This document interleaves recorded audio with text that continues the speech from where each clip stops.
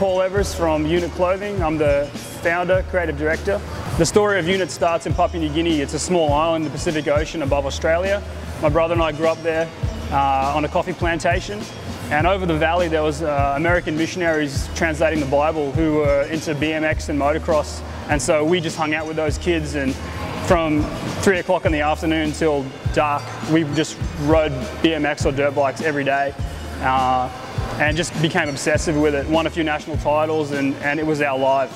A few years later we moved to Australia, and I didn't want to get a real job. I felt like I wanted to somehow combine my hobbies of art and motocross and BMX, and I thought I'll just start a brand. That could be the perfect idea. So I wanted to create a logo that represented the sport, not just the brand. I wanted to create just an icon that truly summed up the essence of two-wheel action sports. So I loved a star, the idea of a star being a great symbol, and I had a spark plug with me in art class, and I was looking at it from the side. It didn't make a lot of sense, but when I looked at it front on, from that angle, I realized maybe there's something I could do with that.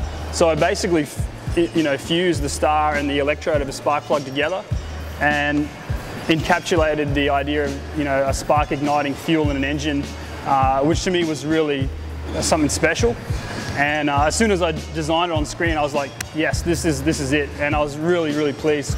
I didn't have a name yet for the brand, and a couple of weeks later I was just lying in bed and I thought, Unit. And as soon as I said it in my mind, I knew that was the brand name. It doesn't necessarily mean anything. It's not a specific meaning around the word unit.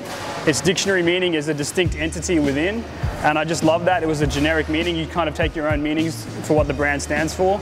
And in 2002, my brother and I got together to create this brand, and it just started with a few t-shirts out of the back of our car, and all of our friends that were into motocross and BMX just loved our ideas. Like the designs we're coming up with weren't just brand reliant. They were based on the cool aspects of the sport, utilizing symbols and ideas that that involved the motocross and BMX. So we had a logo and a name, and we would just drive up and down the east coast of Australia selling t-shirts out of the boot of our car. And a lot of our friends who rode just instantly were connected with the brand. And the first 2 years are really difficult, just trying to get traction.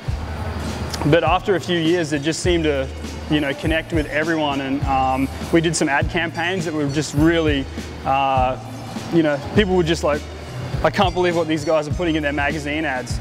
And that just got us attention. We had some ads banned by the Australian Advertising Bureau, which to me, if you're not getting things banned, you're not trying hard enough, and you're not challenging the status quo enough. So all of those things combined with some great athletes. We very early on discovered Robbie Madison. He rode for us for a few years while we could afford him. And we had some other great guys like Robbie Adelberg in the very, very early days. And since those very beginnings, we've picked up some amazing athletes today. Australia's been a real, hothouse for creating amazing talent on two wheels. So being an Australian brand has really allowed us to scout that talent and become involved with those guys, and to combine their talent with our brand that's sort of different and new and unique has just been a combination that's worked on a global scale. And we're in our office here today. We've just moved in.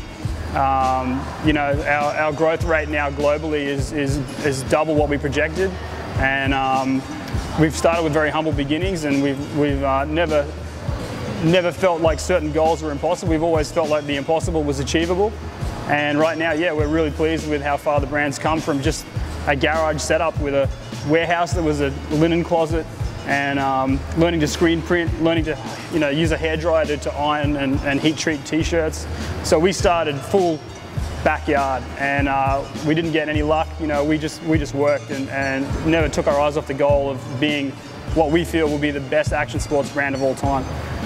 Yeah, there's a real buzz you get when you see someone walk past you in the street with a design that you remember of just sketching on a little sketch pad 6 months earlier. And I particularly like art that makes you think.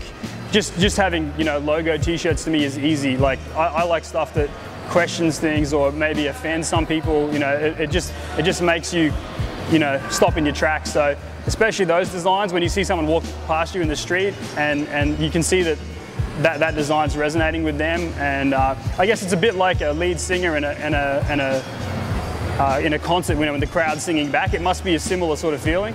And yeah, people just, they dig what you're coming up with, and fortunately I get to have that happen quite a lot, especially when I travel overseas now. It's really good when you go to France or Sweden and you see people you know, wearing your stuff. It really feels great, and it's one of the special things about having a brand. Yeah, I think Unit's developed a reputation for having amazing athletes and really talented riders who have just come from nowhere. And you know, we've almost been a conduit to create those guys' careers and help their careers blossom. And because a lot of them are Aussie, it's just been great to watch someone who's been a no-name rider who's gotten involved with us. We've done a video with them and they've gone to the States or to Europe and just blown up. You know, that's really special. I really enjoy that part of what we do. The other thing with Unit is we're not a purist brand in the sense of one sport over another. We love anything with two wheels and handlebars. So, you know, mountain bike, BMX and motocross, freestyle motocross, to us it's all part of one thing. And that hasn't always seemed to be the case with a lot of other brands. They've sort of been, you know, specific to one or the other. So we're very open-minded around that. And we're fortunate to live in Australia, where a lot of the best talent has come from in the last few years. And is continuing to come from. You're going to see names like Kyle Baldock, Josh Sheehan. You know, these guys are coming out of Australia now that are going to be best in the world. You know, Chad Reed, Robbie Madison. You know, we've got some pretty amazing talent that's come from here. So that will continue to happen. You know, there's skate parks going up all the time now here, and you know, it's going to be an exciting next decade to see what happens. So Unit's been known for creating ad campaigns that really grab attention, and that's always been one of our goals, is to yeah, just when you're flicking through that magazine, you just stop and go, what the hell have they done now? You know, what the hell is this company doing? And many times that's got us in a lot of trouble, and many times it's gotten us famous globally. So a great example is the Fruit Loop campaign. We just threw one of our models in a Fruit Loop bath, and that image was banned a few weeks later in Australia. So we were on TV, we had like a current affair, which is like the 60 Minutes of Australia, interviewing us saying, how could you do this? And you know, it was just great to sort of throw some ideas out there that were just different to what people were expecting from an action sports brand. The other big one for us was during the swine flu, you know, propaganda time, when the media were just having a feeding frenzy on that whole thing. I quickly realised that was just a load of rubbish, and it was just such a great opportunity for me to get involved with that and think of some way of turning it into a bit of a campaign for us. So at our old building, we had a butcher next door, and I rung him one night and I said, when do you get your dead pigs in? And it just happened to be that the next morning he was getting 25 dead pigs, you know, to string up in his butcher and cut to pieces. So I rung his head supervisor, said, do you mind if I bring a couple of bikini girls in there tomorrow? We're going to do a bit of a photo shoot. He thought about it for a couple of minutes and decided it was probably going to be okay. And so we went in, just all organised in a couple of hours, shot these photos of these swine flu masks that I made myself. So I just got some masks and made a stencil and spray painted them, threw them on the model. You know, there's blood everywhere, and it was freezing cold. I nearly broke all the camera equipment because it's about -5 in there. And yeah, it was just, we looked at the photos afterwards, like, this is going to get some attention. So we sent that photo all over the world, and it ended up in Times Square, it ended up in Brazil, it ended up in Sweden, and I mean, the media company that helped us get it out there, we just couldn't believe it. And yeah, PacSun saw it and rung us up the next day, and we're like, this is great. We really want to know what this brand's all about. And you know, the reason it worked was because it combined sex and fear in the one image. If you can get both those elements into a photo, you've got a great piece of artwork that can get attention. So yeah, that was a huge thing for us and got us global attention overnight. So yeah, doing the swine flu and the Fruit Loop ad campaigns, there was always an element of danger. Like, a lot of times I'll take an idea I've created and I'll take it to the CFO or to the other guys, and they're just like, no man, we can't do that. Like, and as soon as I see that from my fellow staff, I know, all right, we're going to do this. Because if you don't get that reaction, you're not going to create waves, you're not going to create people that are either in love with it or people that hate it. You know, hate and love are not opposites, they're one of the same. Indifference is the opposite. So if you can create emotion around those two elements, people are just locked in whether they like it or don't. So yeah, we've still got plenty of things like that planned, and you know, I want to be a rock band of action sports. It's not about just putting your logo in a different color on a t-shirt and, you know, looking at your profit and loss statement. You know, let's create a little bit of you know, debate and ideas and get people talking and get people thinking. You know, I like conceptual art. I don't like just boring stuff. And you know, you combine all those ideas with action sports, this amazingly spectator-orientated sport, with what we've got in our art, and you know, herein lies what Unit is, and that's why we've come this far, I think. Our plans for the future is we've got probably goals that people will think we're crazy, but that's how we've always done it. You know, when I first started in a garage, I said we're going to be bigger than Fox in Australia. People were like, whatever. And you know, we overtook Fox in sales here about 3 years ago and never looked back. And we just want to do that globally. You know, we want to be able to bring something new to the marketplace. Talking to a lot of people in the US and Europe, they're going, yeah, it's great to see this new brand with new ideas that's a little bit more, you know, edgier and a bit rawer around the side. So we feel like we've got something that we want to bring, and hopefully we don't get banned or barred from certain countries, which has almost happened. We want to go into lots of new product categories. You know, we've also got something that's coming out this year that I think will blow people away. You wouldn't expect an action sports brand to be doing what we're about to do. So I would love to just pour out all these ideas that are happening right now, but I can't, unfortunately. But just stay tuned, because yeah, even within the next 12 months, there's going to be some amazing things you'll see from Unit that will just go viral, global, overnight. And I want to change the sport. I don't want to just be a brand that just sits in the mix and takes its piece of the pie and that's it. I want to change the sport. We've done that with Giants of Dirt, with Dane Searles, rest in peace. You know, he changed the sport through his jumps, and we helped him do it. The world's biggest BMX jumps, backflipping 60-foot dirt to dirt. I mean, you know, that sort of stuff's only going to happen once, and I feel proud that we were involved with that project. Jed Milden, the crazy Kiwi kid, triple backflip, rung me up one morning. Paul, I'm going to do a triple backflip. And just the way he said it was like it had already been done in his mind, and I felt like, sweet, how much do you need to make this happen? And so in a few minutes we just sorted it all out, and 2 weeks later, triple backflip done.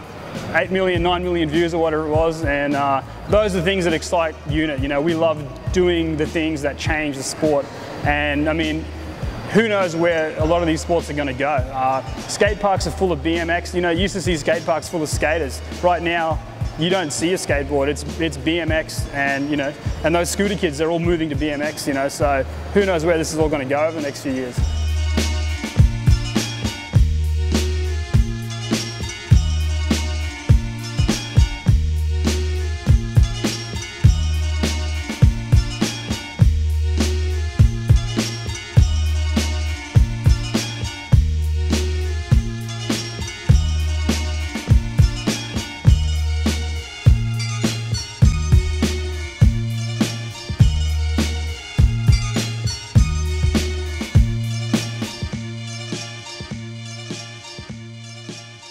Yeah, so this year we're really stepping up our hardware and our luggage, amongst other things, to you know, just expand what we can offer people. Troy here is one of the best designers in the trade, and he's developed this as the presidential bag, and its little brother, the vice president, and he'll show a few little things on it. Yeah, we're just going to step it up in some more fabrics to offer our customers. We're going to have some tree coat lining for our sunnies and valuables. We're going to keep a bit of a tonal pattern going over the fabrics, just to give the customer a bit of a pop for his bag there. You can see it on the run when he's getting off the plane. Hardware, we're going to step it up with some coloured wheels. We've got our heavy duty webbing. It's all jacquarded with our logoing. The BMX team's been in New Zealand for Farm Jam the last 3 weeks, just fully thrash testing this stuff, and it actually came through 10 out of 10, so that's always good when you're the owner who's going to be responsible for it, so I was stoked to see it come through really well. And yeah, you know, we'll chuck stuff off the back of a ute just to see if it'll survive, you know, like we do all those things that'll have happen to it, and yeah, this stuff's going great. So yeah, the presidential range, this is the vice president and this is the president. You'll be seeing more of these, and we're going to have another colourway of pop colours too for next season, so it's not just going to be black, we'll have a bit more to offer for everyone. So, but this is obviously for the team riders. Yeah, they love their black gear. And yeah, they love it. So welcome to my office. This is where I spend most of my time designing ideas and creating art. I'd always wanted to build the best environment to create ideas, and this was basically what I come up with. So it's a scaffolding here that holds the screen up above me, and it's 30-inch Apple monitor. I got a sound system with subwoofer and the whole deal. Oxygen tank. People say to me, why the hell do you need oxygen? And basically oxygen, if you look into it, is a great fuel for the brain. You can really, push ideas further, and it just helps you come up with these different ideas that you might not have normally come up with. So get onto a bit of that, and I can sit in there all day long and be as comfortable as anything. So that's that. And over here, there's a picture of me back in Papua New Guinea as a kid, jumping over cars. That was about 1994 or something like that. And I wish I still had that bike. It's somewhere back up in Papua New Guinea. I'm going to go and try and find it. And so here's some other things. This is the helmet that Jed Milden jumped the triple backflip wearing. I just think every now and then when we do something that's world's first, we've always got to grab a piece of nostalgia. And it's funny, on the day he wrecked his bike that many times, he had to end up borrowing handlebars and wheels off just kids in the crowd. And so he had to give it all back, so he doesn't really know where his bike went. So it's almost the last thing left of his stunt. So that's that. Okay, so you might remember this bike from one of our ad campaigns. We actually dunked it in a swimming pool with one of our models on top of it.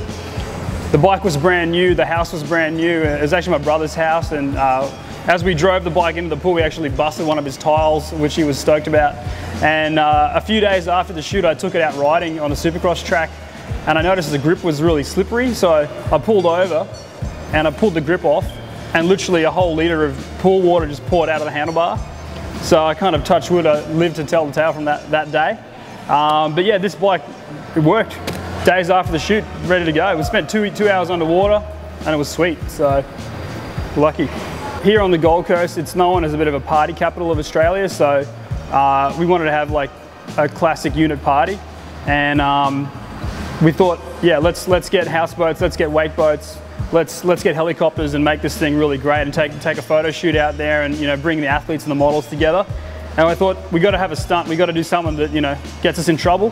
So we picked up this $800 CR95 model, I think it is, from a kid down south, and had this big party out on the main waterway here in the Gold Coast. And as you can see, if you pan over to the side here, we had Matt Schubring, who's one of the local Aussie legends, barrel roll into the water. So it was a huge day, and you'll see that on TV and in various ad campaigns. So as a kid growing up, I could never afford the really top of the shelf bikes. It was always, my family couldn't quite afford it. So now I'm older, I was able to afford getting some of these bikes that I could never get as a kid. And this is my Haro Freestyle. I've got a Hutch, a Mongoose, PK Ripper, Skyway. It's become a bit of an addiction, and to all the old school BMX guys out there, they know what I'm talking about. And it's just my little side hobby that I enjoy now, and still don't have any time to ride. You'd start a business, and your time to ride dwindles to about this much. So it's the closest I can get to it nowadays. So this is the unit warehouse. We have this habit of getting a new warehouse, thinking, it'll last 3 years or 5 years, and then within a year or within 2 years, it's already too small. So we've only been here for 3 months, and we already need another warehouse. So that's just been one of the, you could never quite project how much space or success you may have. But 10 years ago, this was all towel cupboard. So as much as it's frustrating sometimes having to find a building and organise rent and all those things, I still kind of go, well, at least it's not a towel cupboard anymore. At least we can fit a few more things in. So yeah, that's it. It was only about 5 years ago when me and my brother were having to design the product, get it into production, get it into a warehouse, and sell it, answer the phone, put it in a box and ship it out the front door. So today, it's great. We've got like forklifts and warehouses and safety procedures, and if you've ever been in business, like, it certainly feels amazing that certain jobs you had to do yourself all the time are now done by much more professional people who know what they're doing. And I always felt like when we got our first forklift, it was like one of the big milestones. Like, if you've got a forklift, it means you have to move heavy shit. And so, yeah, for me, it was like the first big milestone of owning a forklift. So, yeah, now we've got about 2,000 or 3,000 square meters in here, which we, as I said, there's not enough room. You know, we got to move next door now. We're trying to convince the locals to let us have the next one across. So, yeah, it's just a great story that we've endured and been excited the whole way through. So, check it out.